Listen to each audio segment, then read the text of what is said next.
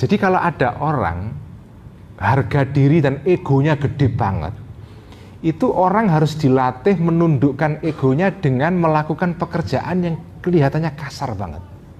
Minta-minta di pasar kepada orang lain.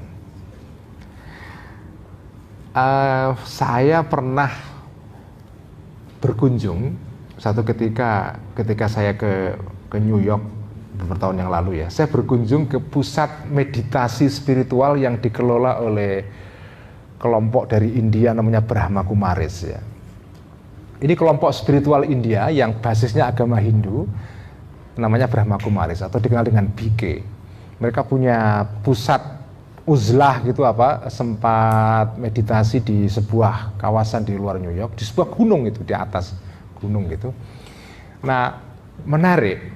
Saya lihat ketika itu. Jadi orang-orang yang ngikuti gerakan ini atau kelompok ini itu backgroundnya macam-macam. Ada yang orang biasa, ada yang pengusaha, ada yang manajer, ada yang CEO, ada dosen, ada profesor, macam-macam. Nah, cara mereka ngajari mereka menundukkan egonya itu, orang-orang yang punya jabatan tinggi itu disuruh melakukan pekerjaan yang sepele. Misalnya nyuci piring, terus mencari kayu di hutan di sekitar center meditasi itu, cari kayu untuk kayu bakar untuk masak ya. Terus macam-macam. Jadi orang dilatih untuk melakukan depresiasi terhadap dirinya. Untuk menundukkan egonya. Jadi orang kalau kelebihan ego, itu cara menundukkannya adalah orang itu diminta untuk melakukan pekerjaan yang kasar itu. Ketika itu saya heran, kok mau ya profesor disuruh nyuci piring gitu ya. Nah, ketika saya baca ini di dalam kitabnya, saya langsung ingat itu. Ternyata di IFIA ada ini terbanyak ini. Jadi kalau ada orang kelebihan ego, cara ngajarinya supaya egonya bisa ditekan, maka mintalah dia melakukan pekerjaan sepele itu. Mungkin sekali-kali Dr. Niam perlu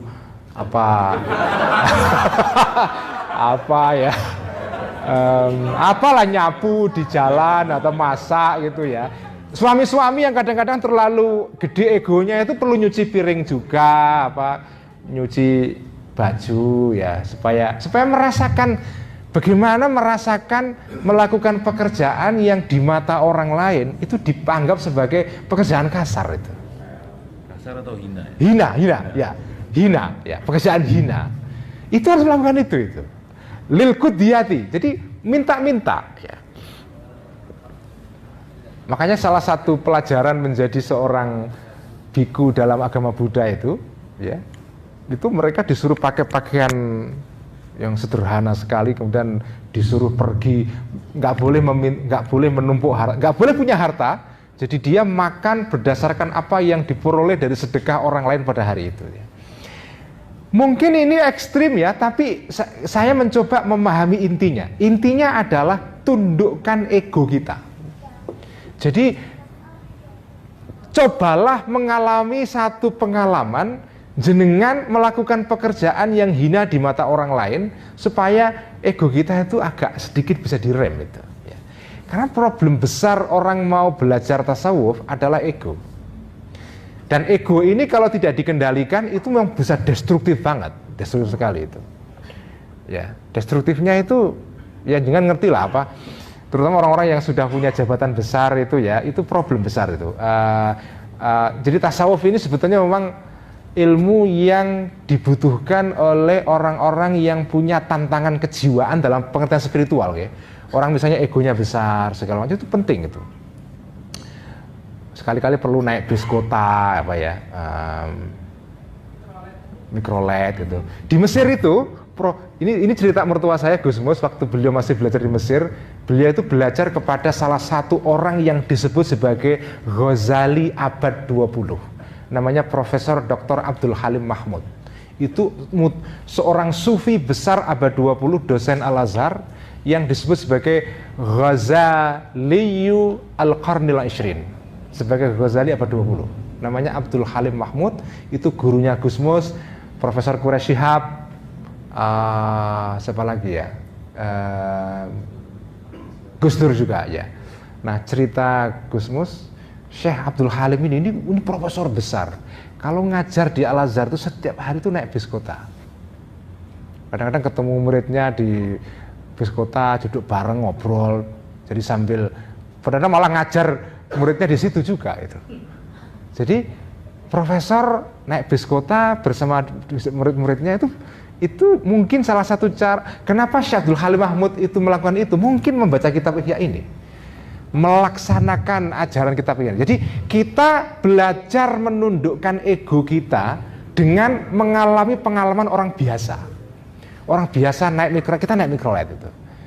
Sekali-kali, Dr. Farhat sekali-kali, nggak usah naik mau mobil pribadi naik apa. Itu perlu itu.